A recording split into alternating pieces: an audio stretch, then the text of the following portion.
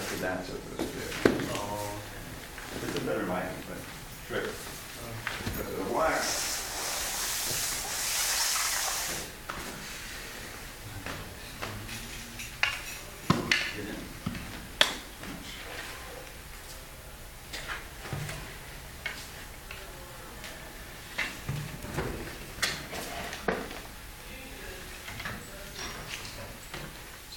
Madanga?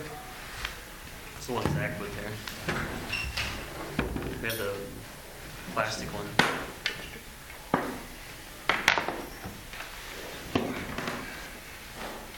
Thank you.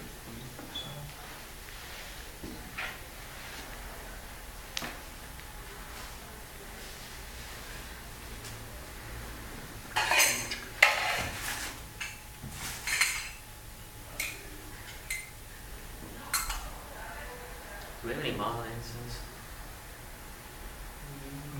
I saw some actually. Yeah, the room needs a little refreshing, if you know what I mean. Lighter. Oh, what do you do? Where'd he go? I think he went to the bathroom. What is that? You can bring some What is prasad that? and deodorant. Huh? Maybe you can bring him some prasad and deodorant. What is that? Oh, apricot's your favorite. Yeah. The nectar.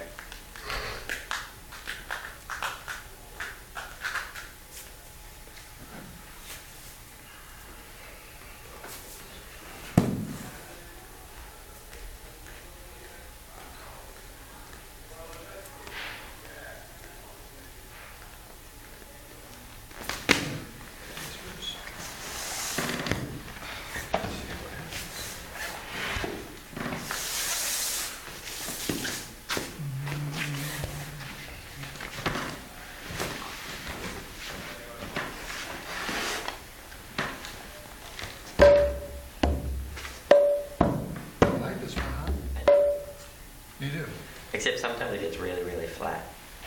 Sometimes it's okay, and sometimes it's too flat. Drought. It's like a cup of air. Drought. Close. Like a verse about a drop of water in the desert. That's the cup. Yeah. That inspired the poem. I've been asking for 3 years to get the door there.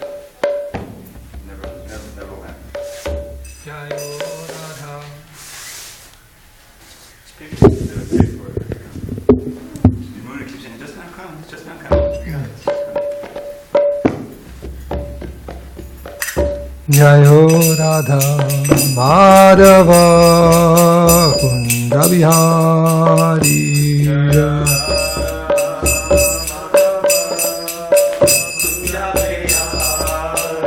Jaya Radha Madhava Kunja Bihari.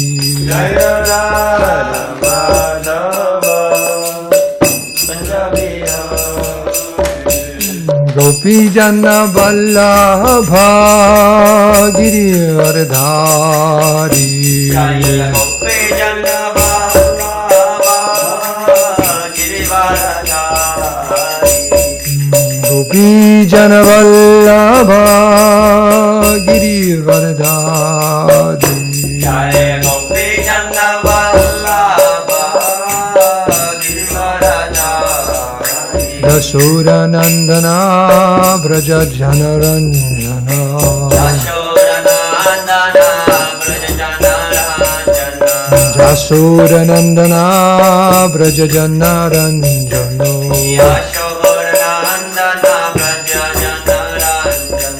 Jamunatira Vannacharya.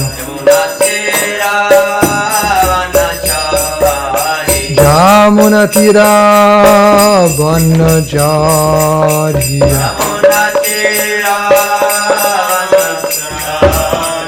Jayo Radha Madhava Kunja Bihari.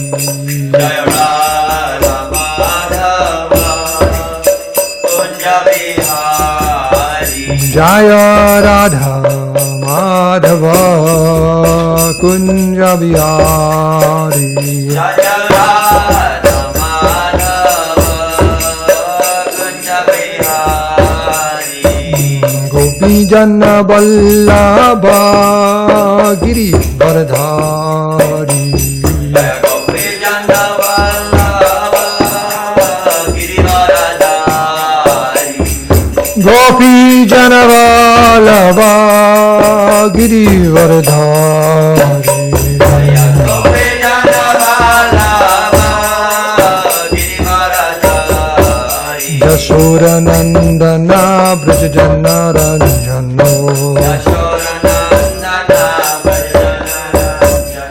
Yashoda Nandana Braja Jana Ranjano Yashoda Nandana Braja Jana Ranjano Jamuna Tira Vanacharya Jamuna Tira Vanacharya Jayo Radha Madhava Kunja Bihari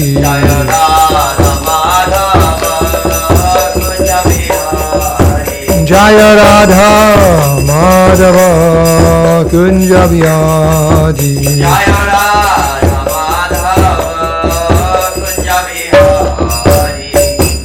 Sri Radha Madhava ki Sri Radha Giridhari ki jai Gaura Prema Nam Vishnu Padaya Vishnu Sangha Vishnu Adivadi Varanta Swami Stay Sadi Sati Bhagavani Pujani Vishnu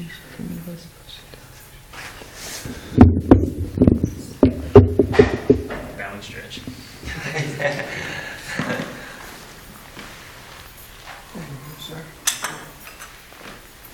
Is that to keep you awake? No, that's probably good. In case it's So this morning we're reading from the Srimadbhagavatam, 3rd canto, chapter 24, text 27.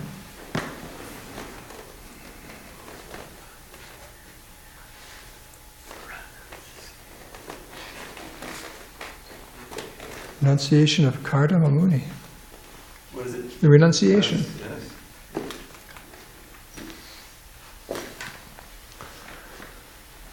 Om Namo Bhagavate Vasudevaya. Om Namo Bhagavate Vasudevaya. Om Namo Bhagavate Vasudevaya. Narayanam Namaskrityam Naram Chaiva Narottamam Devim Saraswatim Vyasam Tato Jamudiyate.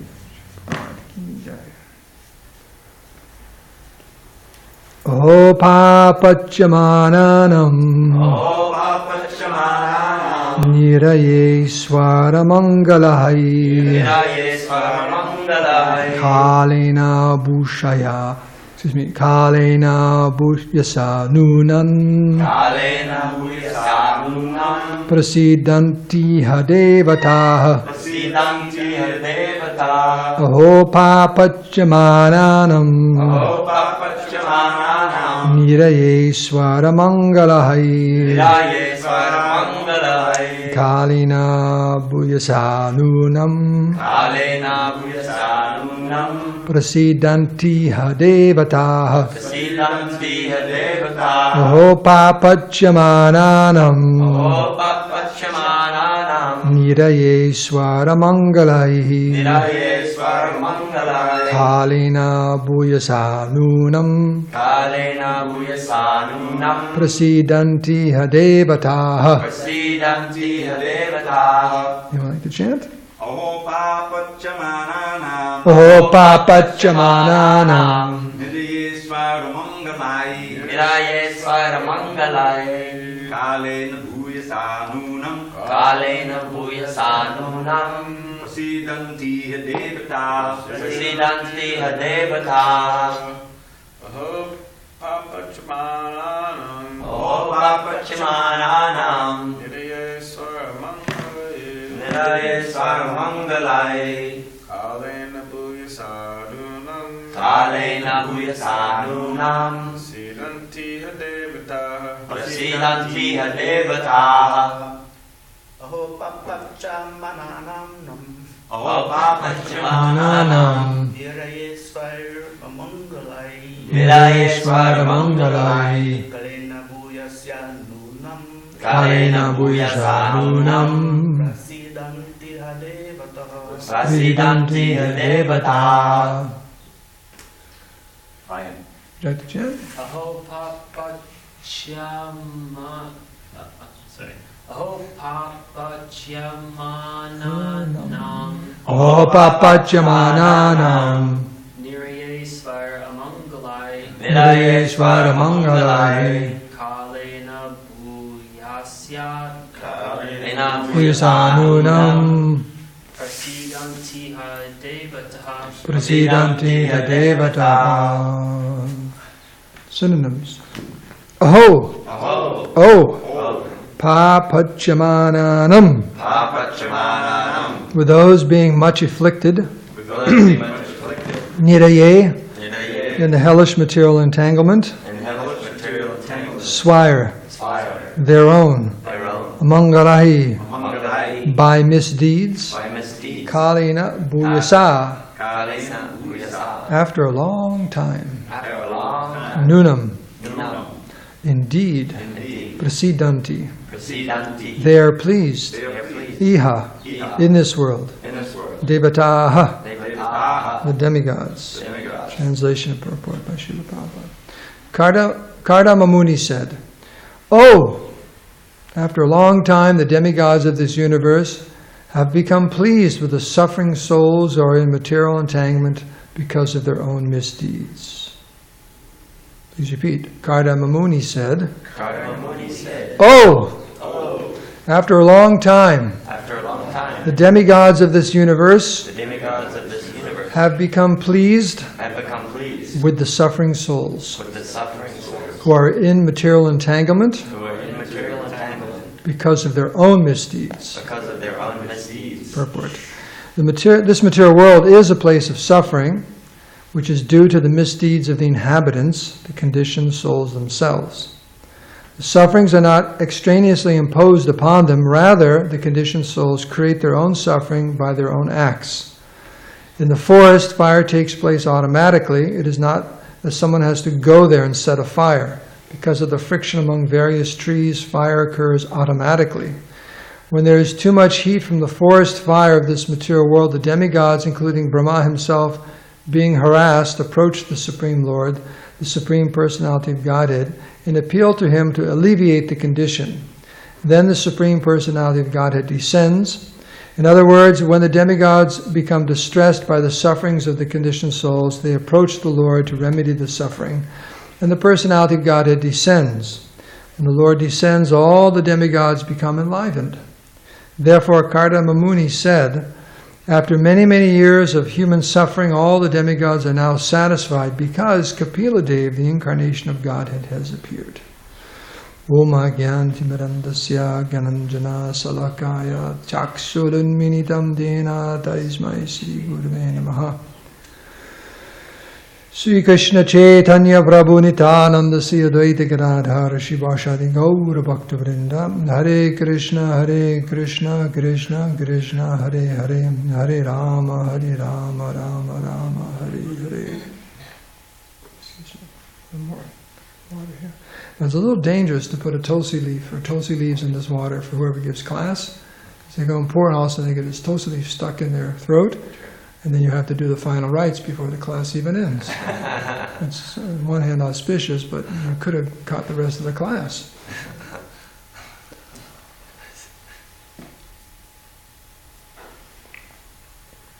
And it could be a subtle sign that you don't like the speaker. You're trying to finish him off with a little Tulsi and Ganga at the end of his life. Right? But that's what you do. You put some Tulsi and Ganges water in the mouth just before the person passes away. So I'll watch out who's filling up my cup before class. Kardama Muni said, after a long time the demigods of this universe have become pleased with the suffering souls who are in material entanglement because of their own misdeeds. So, material world is a place of suffering. Any disagreement there?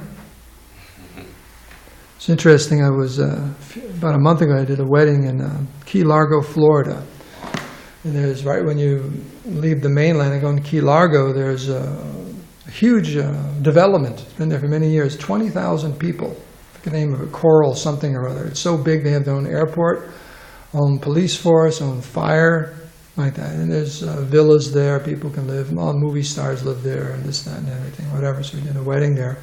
But that was kind of interesting. They have a map. You know, when you check in, they give you a map of the place where you're staying, and the hotels, and the different beaches, and the restaurants, and this and that. So on that map, all they have are two things.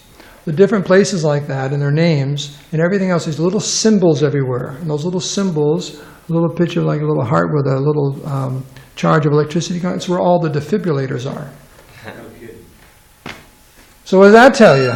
All these old folks keel over at any moment, so yeah, everyone has to know where the defibrillator is. You know what a defibrillator is? You know, You know they're in Key Largo, let's go Key Largo. So this is a sign. Isn't this a sign? And of all the different, that's the only thing they had on it, was all the different things, and then where all these little stations are with defibrillators on. So material world's a dangerous place, right? Padam padam vipadam na tesham. At any moment something can happen, so you have to know where the nearest defibrillator is, like that. So, and there was a sign. They have a beach there, and they had a sign with this big pool that people had, like a man-made pool, you know, lagoon kind of a thing. And there's a sign there: swim at your own risk, because there could be some things in that water that are dangerous. So I asked the person there, the the towel girl, said, "What does that mean?"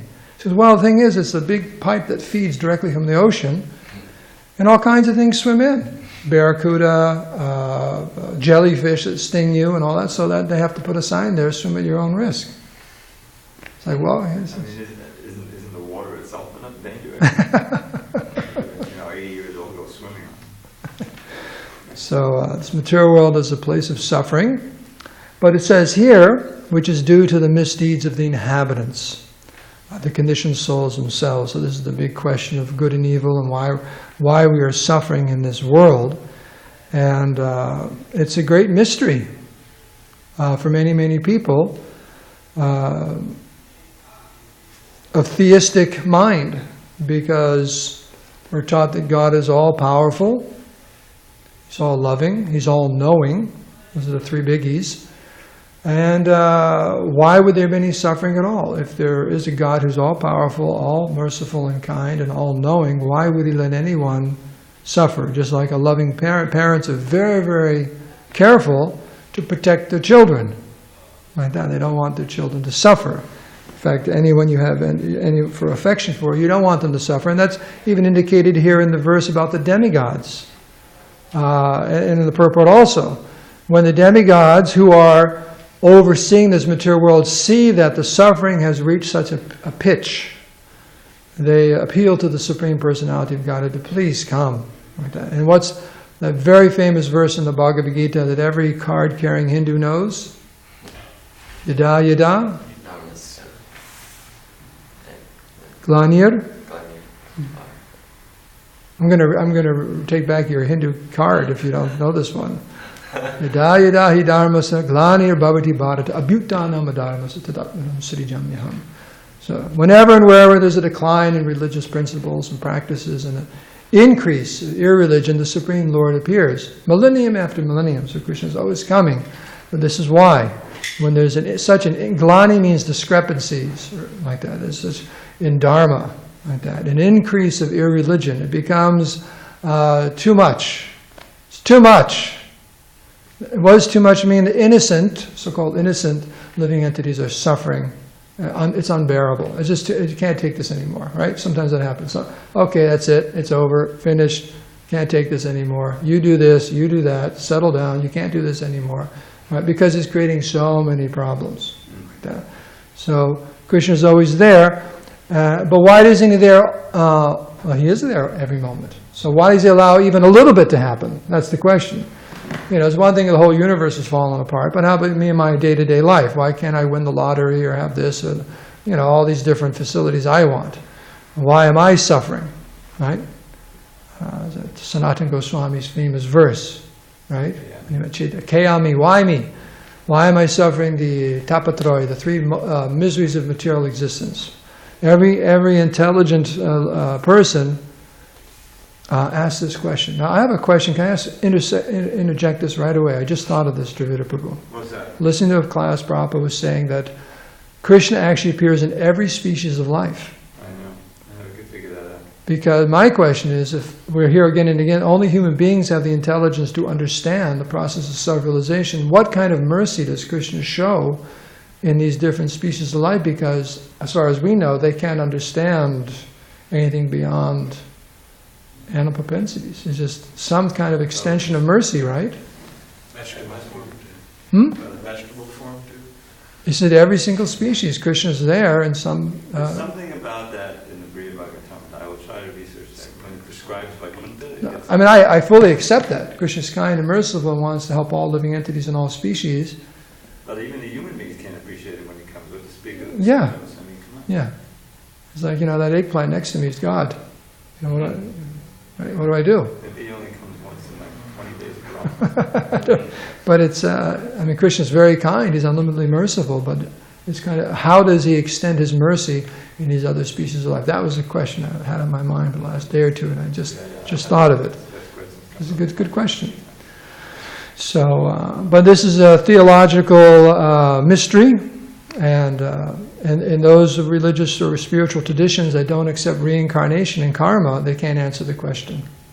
They can't answer this question because it doesn't make any sense. If this is our only life, why would there be such discrepancies? Some people born in horrible conditions, some people with all kinds of facility, and why would this be like this? Because you don't accept karma and reincarnation. And they accept that, you should do good to others and et cetera, but it's all explained here very nicely that we are the ones who are responsible for our condition in life. It's just like if you look in the mirror, I'm not going to pick on you, Bhakta Larry, but let's say if you look in the mirror and don't like what you see, whose fault is that? Krishna is the cause of all causes.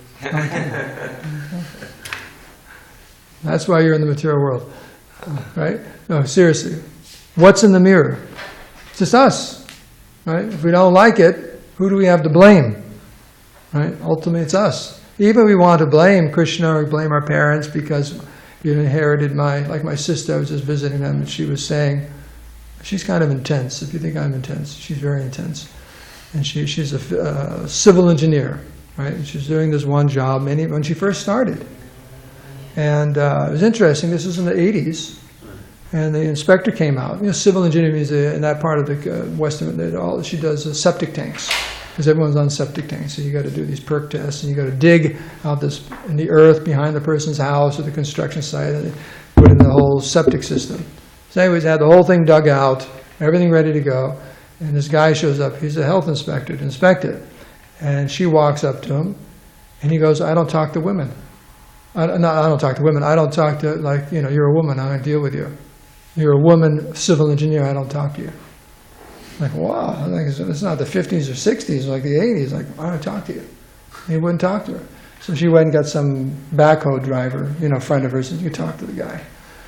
So, anyways, the story goes, they were down in the hole yelling at each other. The two guys, arguing about something. So she leaned over the edge and said, I dug two big, holes down there. They're 10 feet deep. Why don't you both jump in them? Shut up. Anyway, she said that guy eventually became very good friends. She worked with him a long time. It was quite interesting. So how did I get up on that thing? I have no idea. How did I get up? Oh, about my sister. Anyways, one of the things she said in that conversation was, she said, I didn't recognize your last name because my father grew up in that neck of the woods. He's got many relatives there and different offshoots and so on. She says, yeah. You might recognize. She says, my father told me I inherited his nose, his chin, and his bad disposition. So we can blame our parents. I got my father's face, my mother's this, my temper. Right? Do you have a temper or something like that from your parents that's very recognizable? Your good disposition, who did you get that from? You're such a good disposition. Is that your mom? Yeah, usually sons and hair. All right, so we blame our parents. It's my parents' fault. But it's our karma. We took birth in a particular family. We created that situation. So ultimately comes back to us. So if we don't like our situation in life, we really have to look at ourselves like that. Just like Krishna consciousness, the saying comes up in classes. If you don't like your situation, how Krishna conscious you are, you can't blame Krishna, because he's reciprocating exactly. How you approach him, he reciprocates. If you want him like about on 5%, he'll give himself 5% to you. If you want him on a 99%, he'll give you 99%. He's just reciprocating like that. He's reciprocating. So we're not happy with where's Krishna. We're the one avoiding. We're the ones avoiding. Krishna's right there, just waiting, like the two birds in the tree. So the first point is, why is there suffering in this material world? Now, is there any arguments against that have any validity? This idea of karma and reincarnation and what else? Or maybe the atheist says it just is. It's just atoms bouncing into each other. Chance. Just luck. But the real question is those who believe in God but don't believe in reincarnation, they can't explain it. They can't explain it. It's a whole theory about field of theology called theodicy. The Odyssey, that's right. Figure it all out. They can't figure it out. Therefore, they put in this big file cabinet called religious mysteries. No one can understand the workings of the Lord. And that's true, but there is an explanation here of why we're suffering in this material. And it sounds quite logical, doesn't it? It sounds quite logical, because in our day-to-day life, our situation is based upon what we do. You want to get ahead in life, you want to get healthy, you want to make money, you apply yourself, and things start happening like that. So the next thing is the mercy, the kindness, or the compassion of the demigods. Like that. And how, seeing an unfortunate situation, they try to alleviate the condition. There's a famous exchange between Chaitanya Mahaprabhu and Haridas Thakur. And how he understood the mood of Lord Chaitanya, trying to deliver all the fallen souls, and they were discussing the potency of the holy names. And Lord Chaitanya was saying, how will all these yavanas and malechas in this age of Kali be delivered? And discussing how powerful the holy name is. And then they even discussed about the non-moving living entities. Haridas Thakur said, it's not an echo. That's actually them responding to the holy names. The point being, the distribution of the holy names, that will deliver all the conditioned souls in the age of Kali. That is the Sankirtan movement. It is so powerful that all the living entities become delivered by that, by participating in the Sankirtan movement. So therefore, the mass distribution of the holy names of the Lord all over the world can actually remedy the suffering of all the living entities. And Prabhupada always stressed, just hearing it, we have no, we cannot calculate the benefit for that conditioned souls, just hearing the holy names. That's so powerful, so powerful. Why is that? Chetudarpanamarjanam bhavamahadavagni-davapanam. Material suffering in the material world is compared to what? Blazing forest fire. So yesterday I was on my way to a puja after the morning program here, and right on Route 15, there was a brush fire, right by Friars Road, up the side of this hill towards this big complex, and there was about 10 different fire trucks there, and all the fire workers, and by that time they were coming down with big fire hoses and going up with fire hoses and moving the earth, and of course everyone had to stop and watch the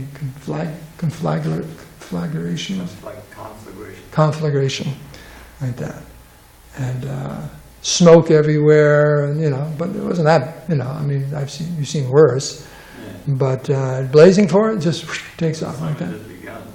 Yeah, and but you could understand everyone's anxiety. The firefighters in anxiety, and the owners of the huge complex of condos up on the top, a little big anxiety, and all the drivers, they're, what is this, what is this, what is this, you know? So it's the material world at any moment, Prabhupada says here in the purport, right? About friction amongst various trees, fires occurs automatically. So I don't know what started the fire, but... Well, did you know that your mother was in a 405 when the plane landed on the road? She almost got hit. Yeah, I know. I drive by there all the time on the way to pujas and so on. It's like danger. Who knows that? A plane coming out of the sky. John Wayne Airport? Right, yeah. That's right. There's a Mahabharata tells a story, happened years ago. Someone pulled over on the side of the road. Just pulled over, and the plane crashed on top of them. Yeah, they pulled over because they're tired or something like that. Something happened, they just pulled over. And then a small plane, lands on them. I say, what's going on here? So the material world is a difficult place. So that's a symptom of the devotees. Devotees, devatas, pious persons, they feel for the suffering condition of humanity, of all living entities. They're very, very compassionate. And they don't want to see anyone suffering. What is that? Pada dukkhi dukkhi, and there's pada dukkhi sukhi. What's the difference? Do you know? Your sadness, pada dukkhi sukhi, is your sadness bringing me happiness. Pada dukkhi dukkhi is your sadness bringing me sadness. Yes, yes. So. Schadenfreude. Hmm? Is a German term. The Nazis, Schadenfreude. Happy at others' pain. Oh, they like that. There's a word in English. I mean, it's a German word, but Schadenfreude. Schadenfreude. That's the opposite of pada dukkhi dukkhi. Okay. As you said, pada dukkhi sukhi. So, some people, they have it just doesn't bother them. Like that. It's life. And the suffering of others, it just doesn't bother them at all. And some actually enjoy it. That's Schadenfreude. Yeah. And they use things like, what is that, social Darwinism and all that, that it's okay. It's one living entity struggling against another, and the strongest survive. That's just part of it. It's a necessary evil, I guess you can say, of material life. That you just, one living entity is subsistence of the other, get used to it. Like that. But the devotees of the Lord, they're very soft-hearted, and they feel compassion for the conditioned souls and want to do whatever they can to help them become free. And as we said, Cheto Darpana Marjanam Bhava Mahadavagya Davapanam. By cleansing the mirror of the heart, by bringing it to a higher level of consciousness, one's eyes waking up. One wakes up, and then that's how this fire material existence is extinguished, by knowledge. Because if you keep doing the same things over and over again, see, the same results will be there. In fact, it gets worse and worse and worse. That's the point being made here. The more you try to manipulate the material nature, the more it fights back. The more we become entangled. The example given of quicksand, right? If you fall into quicksand, what's the one thing you're not supposed to do? Struggle, right? You sink faster. So the material world's like that. The more you try to manipulate and enjoy the material nature, the quicker you sink. The difficulties become complicated. You know the story about the yogi in his underwear? No. You don't know the story about the yogi in his underwear? Right? The mouse was eating his underwear. He thought, oh, I probably should get a cat to keep the mouse away. So he gets a cat, then he realizes the cat's hungry, so he's got to get a cow to get milk to give to the cat. And he's trying to meditate all the time. Who's taking care of this cow? So he decides, I'll get married and have a wife. She'll take care of the cow. Right? And then the wife wants kids and a house, and so he says, damn it, I'm out of here. He just takes his kopans and goes back to actually he goes naked or something like that. He says, I'll just go naked. Right? So all gets so complicated. Right? That gets complicated. So but that's the nature of this material world. So one has to be very, very careful in this material world. Be very, very careful, very vigilant. But as long as one is conscientious of one's actions and always feeling for the suffering of others. That's the hallmark of the Vaishnava. He's compassionate, very, very compassionate, like that. Karuna means merciful. He's very merciful, and he's always trying to deliver the fallen souls. And if someone has that mood, they're actually themselves are very, very happy, satisfied.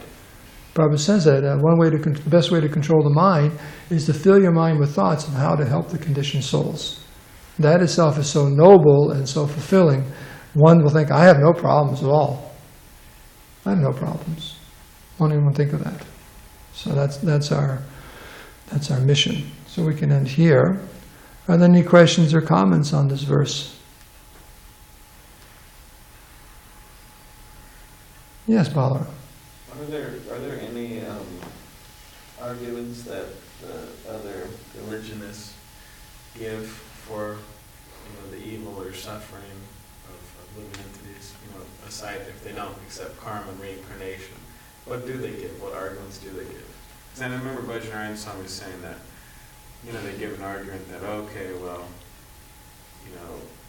God arranged this living entity to suffer, just like I saw a young boy come here the other day with his parents.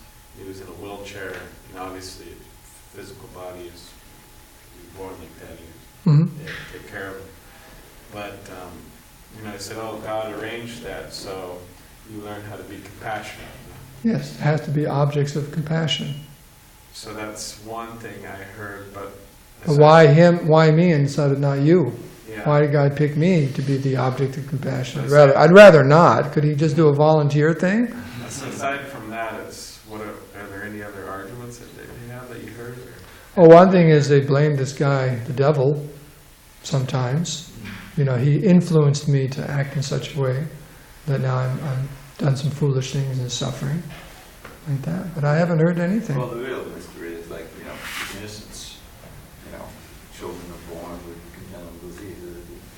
Syrian kids in Nepal coming down to die in the Mediterranean. And they even say that children don't have. So a lot of it's kind of a real mixture of what's biblical and what's been added over the years. But they even say children are completely innocent. They're completely innocent. So if they're completely innocent, why are they born like that? Or in the very beginning of their childhood, if they're completely innocent, what happened? Why are they in such a miserable condition? So the only answer is, as you said, mysteries of God. There's a reason we don't know. I don't know. Yeah, just leave it at that. There's Harry Krishner's book. Hare Krishna. Yeah. Why do bad things happen to good people? He said God's not all powerful. Yeah. He's doing the best he can, and we should forgive him for his shortcomings. It's hard being God, the guy's worn out. It's not easy. Yeah, he's powerful, but he's not all powerful. So a few things kind of slip through the crack every once in a while. I think it's interesting to trace the history of Christianity, because as far as I understand, at the beginning, there was the concept of transmigration. That changes everything. Yeah, it's in Satyaj's book, The Reincarnation Controversy, he wrote back in the 90s. It brings reincarnation, all the major scriptures was there, and how it was pulled out. And the reason why is because it gives so much more power to the priest. You can imagine, you got one shot, and that's donation. And then I'll give you, I can absolve you. I'll give you blessing. Indulgences, they're called. Indulgences. Blessing, full blessing. Yeah, you can imagine. I'm your priest, and I'm a priest. You want to get free from the eternal damnation? Surrender. You see? But if you have I can get a direct connection to God, and you have another chance, then it changes the whole Dynamic comment. That's corruption of the actual theology. Because sometimes people have a hard time with that, there's a lot of people that if somebody presents that, this reincarnation, karma, of course it makes sense. Well, it's a strong bodily concept of life. I am this body. I was born on a certain day and I'll die on a certain day. And the idea of something, I'm not the body, I'm something spiritual, is so hard to accept. They don't accept karma and reincarnation. There's got to be some kind of explanation within the limitations of this one life, because that's really all I am. But aside from that, they it's like they say, oh well, all the children abuse and so much horrible things. It's hard for them to see how a child can come from the last life and done so many things and then been born and then been abused like that. Mm-hmm. what to speak of it's themselves who have been abused, which is in the world nowadays not so uncommon. The thing is, if you think about it, because we feel like, well, okay, we're protected, we're chanting Hare Krishna, and therefore the encouragement is that gets rid of so much karma, so our future is bright. But that requires, the whole thing of karma reincarnation requires that you take responsibility for everything that happens to you. That's the big, revolution and the Tattva Kampan verse, is that you don't blame anybody else, certainly don't blame God. You realize you did something that I did. There was a case, this was years ago now, some big coach, the reason why he came out is because he was a famous guy in England. He was a coach of one of the major soccer teams there. And I don't know where he got the idea why he said this, but publicly he said, on TV, that he was referring to people in wheelchairs and like, well, this is due to their previous activity in previous life. This is straight out of like Bhagavad Gita 101. Because the huge Führer, it was such a black mark on his. He had to quit his career because the people who were disabled or those who grew up with him, they don't want to have this idea that, oh, this is somehow or other our fault. And I remember my brother when I tried to, this is a million years ago, when I tried to preach him regular Krishna conscious philosophy, and he just threw the Holocaust at me because we're both from Jewish background, And that was QED for him. He was a big philosopher. He had a degree from Chicago University. I don't think it was a PhD, a master's or something. He went through all these. But the fact that all these innocent Jews and little children, they were burned alive, there can't be a God. There can't be a God in the sense that you have, that you would allow us to do this whole thing. It's a big deal. That somehow these innocent children, because we don't condone that. It's obviously wrong. It's horrible. And the people who are doing it, they're going to have their own karma. But it's a way of understanding it and keeping your faith in an all-merciful, all-powerful God. Otherwise, you cast upon the waters, and without a real understanding of the divinity. So, but the big thing is that yes, I'm in this situation entirely because of something that I did. Not only can I blame God, I can't blame Ryan, I can't blame all of them, I can't blame Zach. That's the real effort. You can't. So the people that go on there go that psychology, it's a big trip. Remember Jimmy Swaggart? Yes. What was that? Jimmy Swaggart. Remember him? He's a preacher. The big televangelist. He was like a big famous televangelist, known all over the country back in the 80s. Got caught drunk driving one night at the trial, and he went up before the judge and he was like, "The devil made me do it." And they forced me to quit. And he became the laughing stock of America for like at least a year after that. Swagger, huh? He was swagging to go out. Yeah. There was also a scandal, sex scandal. Shri Ekadasi Bhatta ki, Srimad Bhagavatam ki, Go Premanandi Shri Bhadi.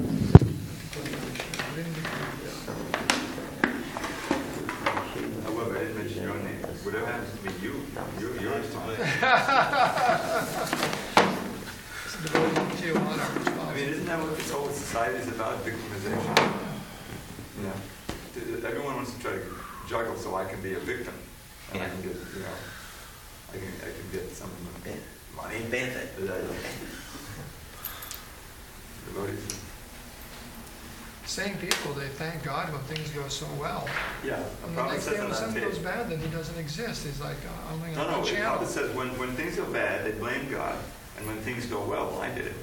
Even so many people, they're pious people, oh God, so kind, and He created this beautiful, wonderful world. And you talk about the suffering, it's like, because it doesn't seem to fit in. If there's an all-kind, merciful God, I can see all the good stuff, but why would you do all this kind of stuff? It just, the whole thing falls apart.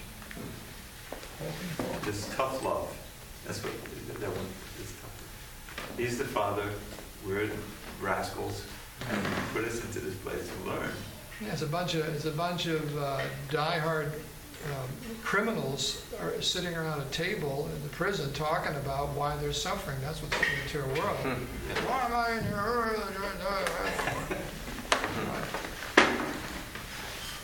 Where the Christians say that this God created this world for our enjoyment, but why did He do such a crappy job of creating this world? There's like so much suffering.